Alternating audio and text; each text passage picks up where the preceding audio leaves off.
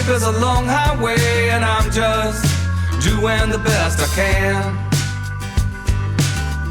All right, well, welcome to the Straight Line to Success. I am so excited to have one of my mentors and great friends as a part of this episode.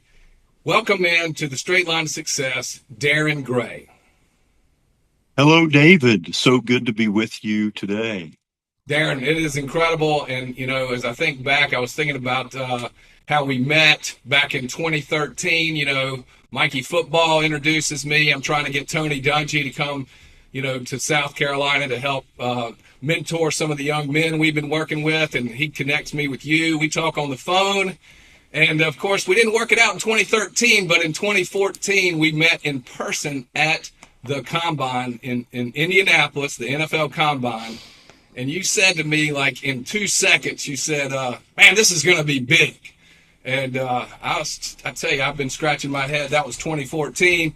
In 2015, I want to talk to you about the Jersey effect. You gave me this book. You signed this book. And there's a note in here I'm not going to talk about right this second, but before I let you go, I'm going to tell you about that note. I don't know if you remember what you put in there, but it has actually helped manifest itself into our lives. It's become reality. What we're doing here in South Carolina, a lot of it is because of your leadership. You actually helped me a number of times through the years, talking to me when I was trying to do things, which is, you know, the Straight Line of Success. We're here to talk about not only very interesting people like yourself and your background and all the things that you've done, but hopefully, if you don't mind, to share some of the success, tips and strategies and ways of thinking, if you will, that has helped you with your success. So thanks for spending some time here on the Straight Line of Success today. And with that, if you don't mind, let me just start with asking you, how do you define success? You know, I learned long ago from one of my mentors, Tony Dungy. He talks about the journey from success to significance. And significance is an identity-based framework. Like, who are we in the world? What do we stand for? What won't we stand for? In other words, what do we stand against? And then how do we make that known in the world so that we can be connected with people that can help us to advance the things that matter most in life? And we do that through a simple question: how may I serve you? And when two people are in mutual settings, are constantly asking each other, like, how can I serve you? And you're going, no, how can I serve you? Man, then God can always work in the midst of that to lead us to significant impact, which then answers your question. That's what success looks like, when we all get a little closer to our goals, objectives in life, both from a temporal earthly sense, but also from an honoring God sense and family and values and all those things that I think really typify what I think of when I think of success, as you're asking me now. Yeah, well, that's fantastic. You know, I hear a lot there, and we'll unpack some of that, but impact. It's really about impact and serving others. You've certainly done that with me. And, just so our audience knows a little bit about you, tell us a little bit about, where you grew up, your upbringing, and how you got to where you are today. Wow. How to do that in a short moment. But gang, I grew up in Anderson, Indiana. I was the son of a General Motors employee, mid-level manager. Dad prioritized me, my brother, my sister, our ball games, who we were. So I had a great father that taught me the importance of being a good father, and also how we might, in some ways, father the fatherless. Now, in our world, we did that through basketball, because Indiana, although they're faring pretty well right now from a national football landscape with Indiana University, when I was growing up in the 70s and 80s, we were a basketball-centric society, and the Gray family had the keys to the gymnasium. And because of that, it means we were the game setters. We were the trendsetters. We were the inviters. And so we used that simple, hey, you want to come play basketball, as a way to build community, to make a difference. And that's really in many ways where I learned in the early stages, the sports media missional work that I do now. I'll pause there before I tell you about my jump into the media world, but that's where I began in Anderson, Indiana. That's awesome. Anderson, Indiana had a great dad, great role models there, and sports impacts our lives. It's a great way to bring people together, and you learned it honestly with the round ball. And you're right, Indiana. It was great to see my man win the Heisman this year, and we'll talk about that maybe later. But what a great story, and it's great to see. Y'all are a basketball world, of course, with Tony Dungy bringing the Super Bowl there, and yes. That was incredible. You were a part of that entire run. Now it's trickled down to the college. But that's not where you started. You started with the round balls, which is incredible. And, the media, I mean, again, when I've been working with you, you're at the top of every when it's in terms of sports and ministry, you're at the top. You're at the Super Bowl. You're there. And, you didn't start there, but you did start in media. So tell us about that. Well, right here on my wall, extra, the Indianapolis Colts signed Peyton Manning. And in many ways, my best friend was the owner of the team's brother-in-law. And so I had earned the right to be friends with this man because I was the general sales manager at the Indianapolis Star, managing a lot of buy-sell relationships. We were, in essence, buying suites, hospitality, and sponsorship. They were buying media to sell tickets because you might forget the Colts were 3-13 Peyton Manning's first year. They weren't very good. Then they flipped to the 13-3, and the story goes on from there. But I share that I was sort of in the middle of that ecosystem of the Indianapolis Colts. And of course, that was fun and invigorating, but we were selling media, free press, not necessarily the highest calling in the world, but I found the calling in the midst of that. And I learned how to lead big teams, $40 million budget, lots of employees. And I found a lot of gratification in that. But it was in '02 when I got an opportunity to meet Tony Dungy. Your listeners might not even know who that is, but he was the first African-American head coach to go on and win a Super Bowl. Special guy. We've mentioned him a couple times today, but he's a very, very good friend. Wrote the foreword to that book that sits on your desk there and has helped me sort out many a thing when it comes to winning and losing in sport. What does God think about all that? How can we position ourselves to be the best possible human beings, the best possible teammate, and ultimately think about it dimensionally, academic, athletic, social, and spiritual. So that's when my trajectory moved from media to sports being really at the center of what I was doing, and then began to fold in all these impactful things through missions and even ministry, some would say. Wow. So if I heard you, you were at a newspaper. What was it? The Indianapolis Star, David. They used to toss something in people's front yards every morning, and dads would go out and they would turn to the third section. You know what that third section was? The sports section. And so that's what sold the papers. But we were also building community cohesion, and truth telling. Free press was all built up in that. And that's where I grew up 12 years in the middle of the media business. And I have so much to be grateful for to Central newspapers and Gannett newspapers that helped to make me the man that I am. Yeah, that's awesome. So you took that experience, you met Coach Dungy, and of course, I appreciate you introducing him to me and some of my clients. He's been an incredible role model to so many in America. You say, I don't know if my listeners know who they are.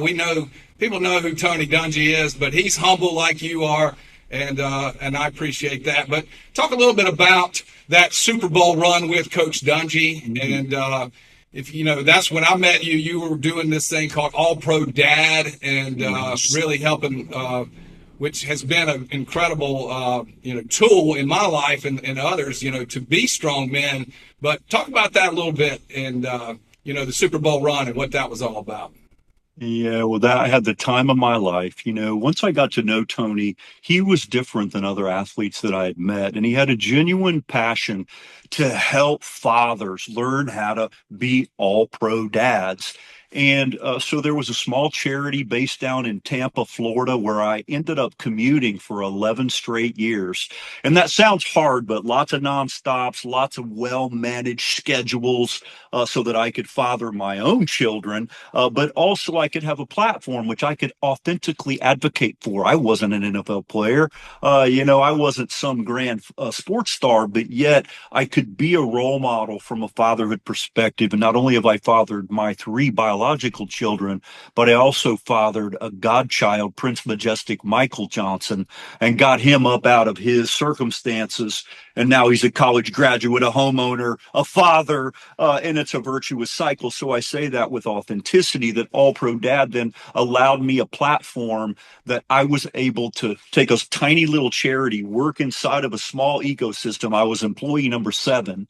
And then for 11 years, built something now, David, that is truly the world's most sophisticated fatherhood organization, and a fully functioning strategy that's still functioning in Florida. I'm proud to have been a part, just a small part of something really big, but I put in place a lot of the financial systems that allow, like the sponsorship systems, the business development systems, and the influence management systems that allowed NFL players, coaches, and alumni to connect with that, along with Mark Merrill, George Woods, and many others that I stand on the shoulders of. And it worked because America was hungry for a right-minded approach to fathering your own kids and fathering your neighbor's kids. And that's the call now, the fathering the fatherless. Like, how do we take care of kids that don't have a good dad? And that's what All Pro Dad is all about. And I'm blessed to be a small part of something that's really, really been quite spectacular in America. allprodad.com if your listeners want to learn more.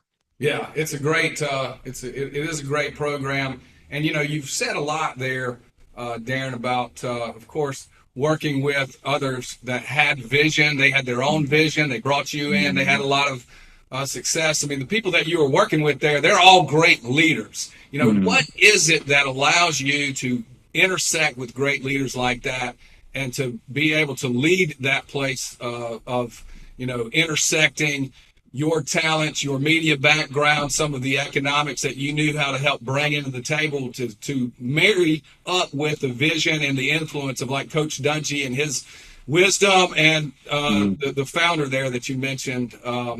Mark Merrill. Yeah, Mark Merrill. Tell us about, leadership. That obviously took a very steady hand. What enabled that success? Man, thank you for asking. Like, these are the uncommon questions that really light me up because I actually have thought about these things. And first of all, mission moves best at the speed of a relationship. Now, if you just pause there for a second, at one level, you go, that doesn't sound very deep. At another level, it's extremely deep because it means you've got to listen to the vision of the leader or the leaders, in the case of Mark Merrill and Tony Dungy, working together to accomplish really remarkable outcomes for America related to fathering. But then for me, it's really a play out of Chuck Noll's playbook. Chuck Noll said it this way: champions aren't champions because they do extraordinary things. They're champions because they're willing to do the ordinary things better than anyone else. Now, if you pause there, myself, I was willing to do these ordinary, everyday things, which means structure deals, get stuff done, build stakeholders, raise the revenue, because there is no mission without money. You can have the best ideas in the world, but you got to have the finances and money behind it. And so I was willing to take my sales skills from the media context and apply those in a hard-earned way in the nonprofit 501c3 space. I learned so much from that. And the axiom that we operated from, that I'll land the plane with, that from the leadership transference of Mark and Tony, was if serving is beneath you, leadership is beyond you. right? So how do we constantly say, how may I serve you? And I learned how to ask that question in the right ways. And God willing, I've been able to work with the Super Bowl and so many NFL teams, hundreds and hundreds of NFL players, coaches, alumni, media outlets that sort of boggle the mind. And it was really with those kind of fundamentals that I had submitted myself to in a framework that I call serving leadership. Present tense, right now. How can I serve you? And that's how I've done it. Yeah, well, it's been incredible, and that you've talked a couple times. This is you gave me this book in I've got a note here in the front, February 21st of 2015 in Indy, and of course that's the same time you introduced Nick Eason to Tony Dungy at that Bible study. It was Yes. Combine, which was incredible. I remember Nick was like, man, I need to pay more attention because when I got here, I saw Coach Tomlin and I saw Coach Dungy and I saw some people that I knew and I saw an empty chair and I was thinking, man, is this an intervention or what? But it turned out, obviously, it was a Bible study. Great story. Anyway, but you signed this thing, David, academic, athletic, social, spiritual. We are all role models to someone, Darrin Gray. And, there it is right there. And, this book, The Jersey Effect, I want you to talk a little bit about that. But when I read this, it really had a great theme throughout it that talked about, ways to live as an athlete, somebody that has some influence, but also being led by the Holy Spirit, walking in faith. I thought it was one of the best role model books of teaching someone how to actually live out that process, such that Wyatt Sports, as you know, bought a copy of this book for the Bridge Builder Excellence Awards, everybody, which is a role model program. And I found this book after, that thing, Levon Kirkland had helped us put it together. A lot of other people, obviously you were influential in that, but it is South Carolina's role model program. When I went back and read this, I was like, wow, man, these seeds were planted so long ago. It's a great story. It's a great book, The Jersey Effect. And, but how does a book like that come to life? And, tell me in our audience, this Jersey Effect, what is that? How did you attach your name to this book? And obviously you and Hunter Smith came together to bring out a lot of different stories, but it just is such a great different perspective from the same thing about leadership, impact, and influence. So I see you've got the Jersey Effect. Actually, you've got the pullover on. So tell us about it. When you play to a standard rather than the scoreboard, really, whether you're winning or losing, it doesn't really matter all that much. Now, look, we all want to win, and you got to win to keep your job. But over time, you understand that even when you lose, you can learn.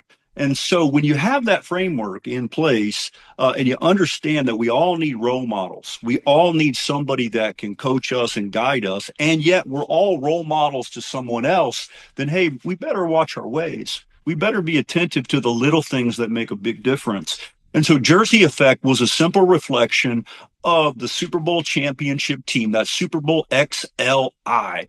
That particular game in Miami, Florida was, Lovie Smith, one of Tony Dungy's great friends, against Tony Dungy, two black men. There was going to be a first African-American head coach that won the Super Bowl. But do you know what they were doing behind the scenes? They were operating a mentoring program to help put ads in the USA Today, to help celebrate all the things that were going on that were way beyond win or lose in the game. And that inspires me. Now, behind the scenes, I was operating inside of All Pro Dad, so we were going to capitalize on this opportunity. We put billboards up all over America. Like we made a positive impression with the help of donors and athletes and Tony. So it's not about me, man. But the truth is, the Jersey Effect was right after that. I'm like, man, I learned something through this. So scheduled some time with Tony Dungy. It was at his hotel room in New York City. I was in town to go to Football Night in America with him. It still was called Sunday Night Football at the time. long story, but I had some private time with Tony at the London Hotel, New York City, before Sunday morning. We had a little Bible study. I remember the verses that I was reading with him. I remember the conversations, but I said, hey, Lord set upon my heart to produce a book that I didn't know yet who my co-author was. I didn't have all that figured out, but I had enough courage to say, this is what I'd like to write about. And he goes, man, wonderful. I hope that you do. And you need to meet my dear friend, Hunter Smith. Now, Hunter was the punter on that championship team and many others. He's turned now one of my best friends. He's a statesman in Indiana. Now, I'll be with him next week for a project with Tony Dungy in Indianapolis. You can't make that stuff up. But back to the story at hand. And Tony encouraged me to call Hunter. I took him to lunch. I remember where we were, Zionsville, Indiana. I shared with him the vision, and he said, you had me at hello. And in the middle of that, we then began to line up all the players on the team and other coaches.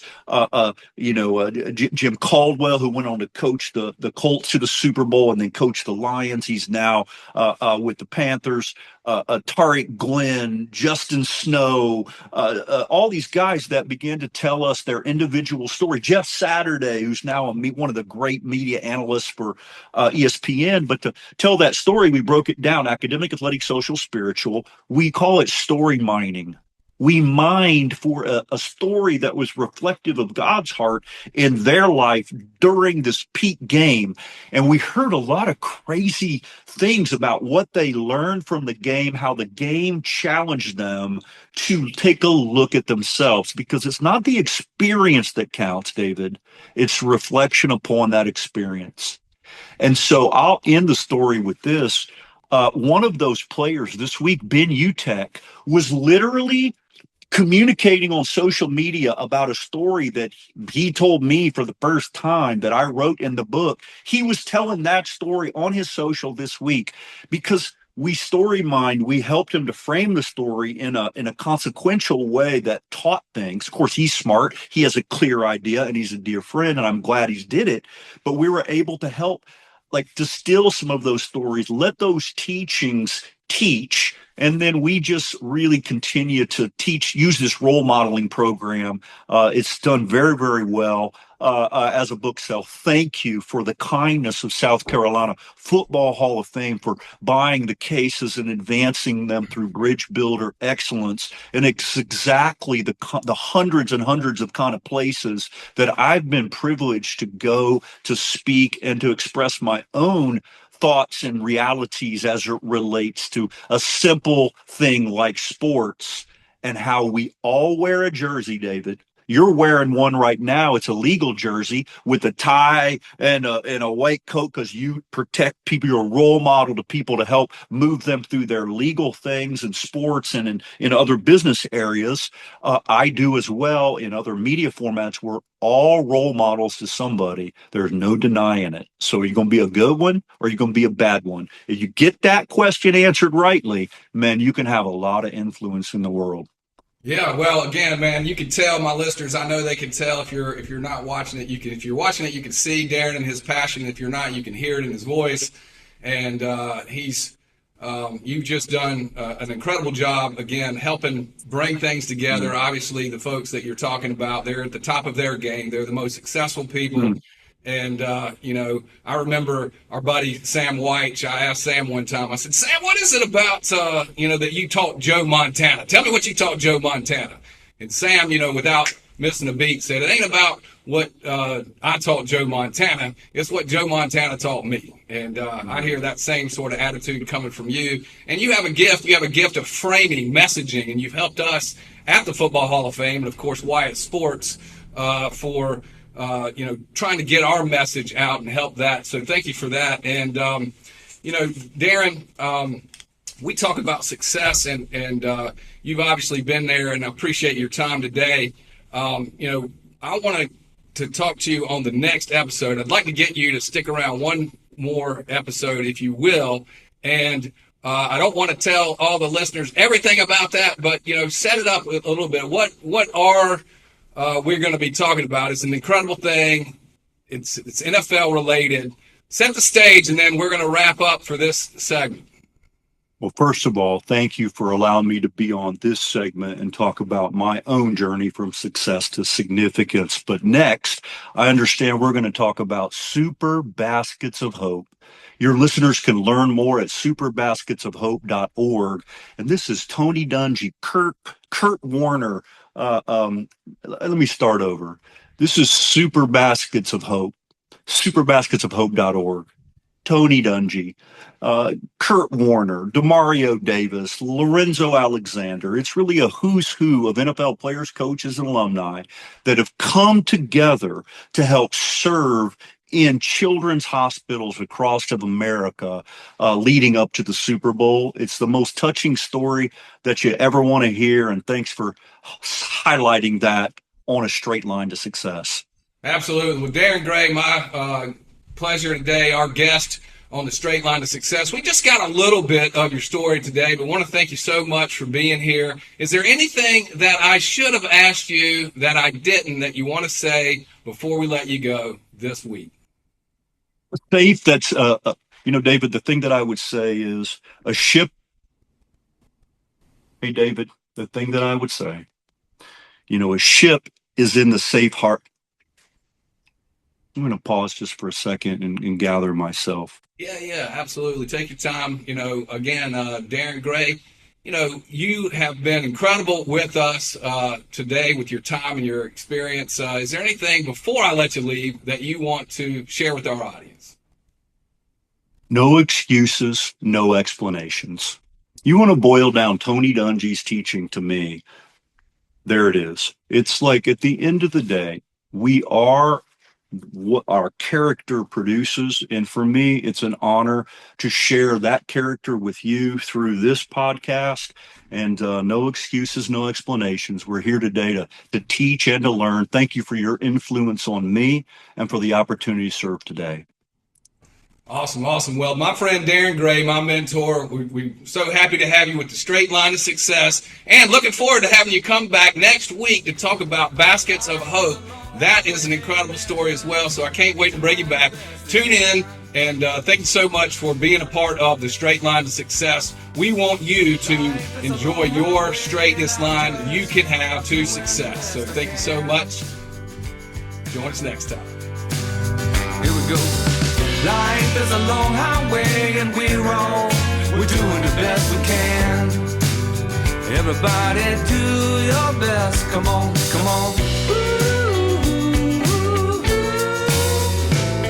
Do your best, the best you can.